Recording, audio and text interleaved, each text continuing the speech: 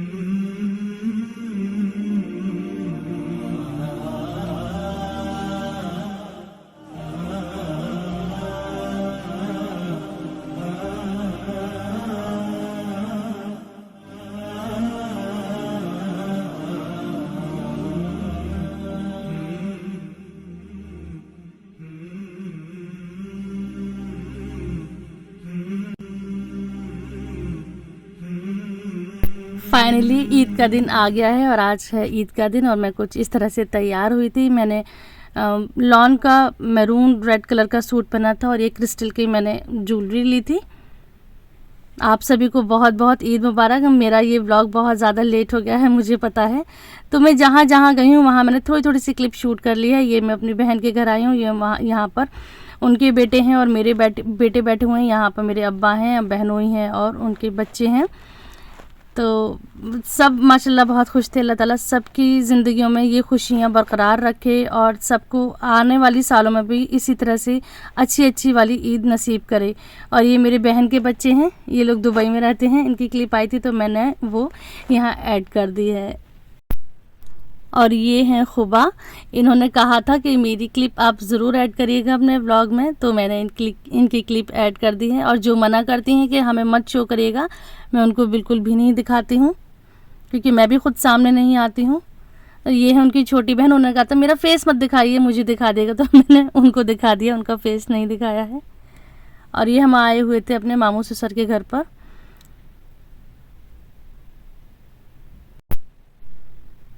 बस यही रहा था, पूरे दिन सब जगह आना जाना रहा था। दिन में तो हम पूरे दिन सास के घर रहे थे, फिर शाम को हम इधर आ गए थे, मामू ससुर के घर इधर जाना था। तो सब ने बड़ी अच्छी अच्छी सी चीज़ें बना रखी थी, बड़ा अच्छा सा ही प्रेजेंटेशन था, बच्चे बहुत प्यारे लग रहे थे। तो बच्चे भी खुश होते हैं, बड़े भी खुश होते हैं।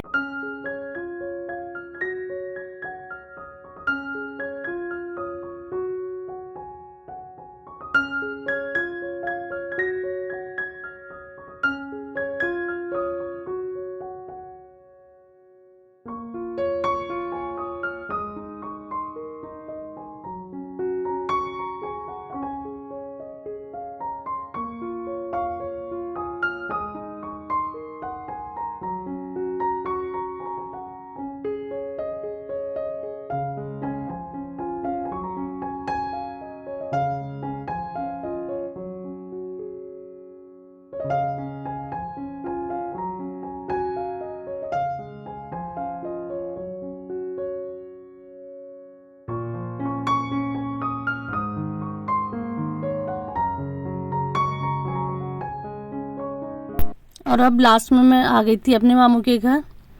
तो ये मेरे मामू का घर है। तो ये हैं अल्फिया। इन्होंने भी कहा था कि मुझे अपने व्लॉग में आप रिकॉर्ड कर लीजिएगा, दिखाइएगा, तो मैंने इनको भी, इनके क्लिप भी ऐड कर दिया यहाँ पर। सबके घर बड़े ही प्यारे प्यारे से खाने के आइटम थे, लेकिन अब कुछ भी खाने को दिल नहीं होता था। बस सबके घर जाते ज़रूर हैं मिलने के लिए, लेकिन खाया नहीं जाता है। इसी के साथ फिर हम घर आ गए थे। और फिर ये है अब सेकंड डे। तो सेकंड डे यानी आज हमारे घर सब लोग आएंगे। तो मैं अब सुबह उठ के जल्दी जल्दी मैंने घर को बिल्कुल सेट करा है, बेडशीट वगैरह सब चेंज करी हैं और घर की बिल्कुल प्रॉपर से अच्छे से क्लीनिंग कर दी है। और अब मैं आ गई हूँ किचन में, चल रही है कुकिंग। तो यहाँ मैं बना रही हूँ शीर खुरमा और साथ ही क़िमामी के लिए मैं सेवइयों को भून रही हूँ। तो मैं भून के क़िमामी बनाती हूँ। जो ज़र्दा होता है, तो अल्लाह का शुक्र है मेरे हाथ का जो ये क़िमामी होता है तो ये सबको बहुत ज़्यादा पसंद आता है। तो मैं चाहे थोड़ा सा ही बनाऊँ, लेकिन ये ज़रूर बनाती हूँ। और मेरे बच्चों को भी बहुत ज़्यादा पसंद है कि अम्मा ये वाली तो आप ज़रूर बनाइएगा। और साथ ही यहाँ पर ये मैं छोले बॉयल हो रहे हैं, काबुली चने और दही बड़े जो कि मैंने बनाकर फ्रीज़ कर दिए थे। अब मैं इनको गर्म पानी में डिप करूँगी और ऊपर से कोई वेट रख दूँगी, जिससे कि वो अच्छी तरह से सोख हो जाएं। वरना क्या होता है कि पानी में हम जब डिप करते हैं तो ऊपर के ऊपर फ्लोट करते रहते हैं। जब इसके ऊपर हम कोई वज़न रख देते हैं तो वो दब जाते हैं। तो ये चीज़ें ऑलमोस्ट तैयारी पर थी। तो साथ ही मैं बनाऊँगी चिकन की बिरयानी। तो मैं यहाँ पर बना रही थी टिक्का बिरयानी, लेकिन टिक्का बिरयानी के लिए जो लेयर लगानी होती है वो बहुत लंबा प्रोसेस है। तो मैंने आज कोशिश करी थी 1 पॉट बिरयानी बनाने की। तो पहले चिकन को मैंने मैरिनेट कर लिया था, फिर उसको अच्छी तरह से मैं फ्राई कर लूँगी, फिर इसी में मैं चावल और सारी चीज़ें ऐड कर दूँगी। तो इस तरह से मैंने बिरयानी बनाई थी, जो कि मतलब ईद पर काम कम रहे तो मैंने 1 पॉट बिरयानी ही बना दी थी।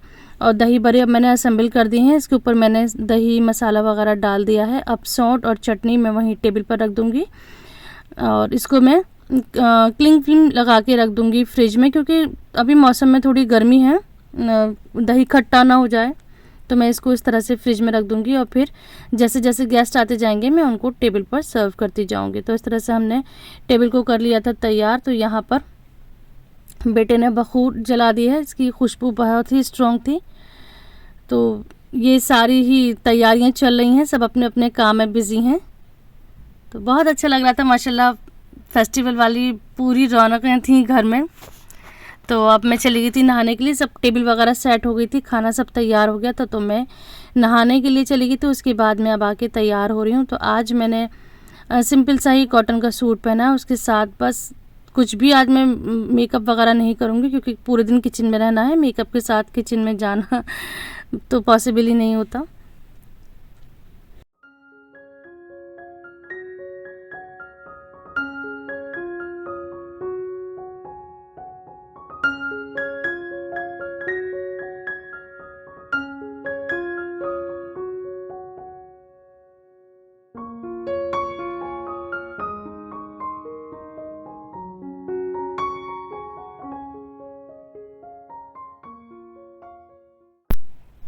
बस अब मेहमानों का आना शुरू हो गया था।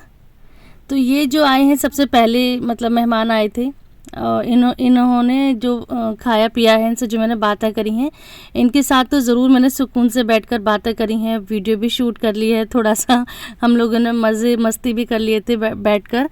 लेकिन उसके बाद जो माशाल्लाह लोगों का आने का नंबर शुरू हुआ है, तो बिल्कुल भी मुझे फुर्सत नहीं मिली है कि मैं उन लोगों के पास बैठ के कोई बात भी कर पाती। मैं बस किचन में ही लगी रही हूँ, क्योंकि कुछ चीज़ें ऐसी थी मैंने हैंड टू हैंड ही बनाई थी, जैसे कि चिकन समोसा है ये, और ये अब मैं ट्राई कर रही थी कैसे हैं। तो मुझे समोसे भी मैंने बताया था कि फ़ोल्ड करे थे हैंड टू हैंड, और मौसम की वजह से छोले वगैरह हैं तो वो मैं थोड़े थोड़े ही बैच बना रही थी, क्योंकि मसाले से प्याज वगैरह से ख़राब ना हो जाए, थोड़े थोड़े बना रही थी। और बिरयानी भी मैंने 3 बार बनाई थी। तो इस तरह से मुझे बिल्कुल भी फुर्सत नहीं मिली थी, क्योंकि सर्व भी करना होता है।